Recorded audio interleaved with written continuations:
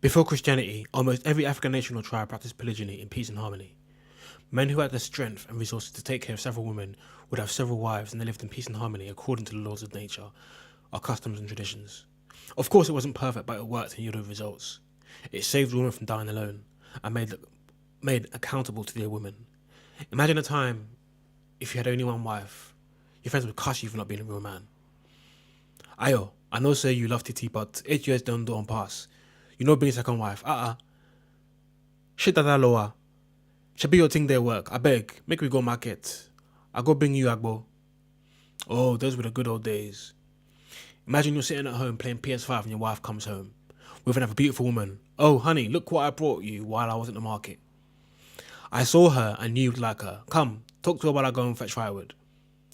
But now, women would rather compete to be the baddest bitch instead of come together and build families. They'd rather be side chicks than a sister wife, because ain't no way are all these men single. It's hilarious that most African families have house girls and nannies.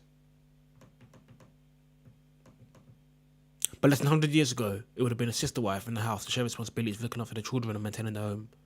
And they all looked after the children well because it was their children, and they all had something to lose, unlike the horrific stories we've heard of house girls abusing children. So Christianity came along as a byproduct of colonization, and with it the indoctrination of Western civilization with the notion that white is right and black is evil. Then we forget or reject everything remotely related to our culture to the point that we don't even want to identify with our own race in the most extreme situations. And those of us that do identify with our roots, such as Kemet or polygyny, are labelled a weird and called a hotep. Polygyny increased wealth, it kept families together, and it formed the basis of our communities. Then monogamy came along and said that every man must have only one wife, but kept the number of side chicks to infinite.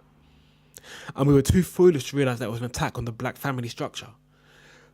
And then you wonder why we as a race are not doing so well.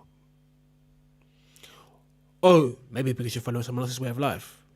So our ancestors must have been so stupid for forcing our mothers and grandmothers into such horrendous living conditions. Because of course you'd rather remain a strong independent black woman and die alone under the myth of monogamy.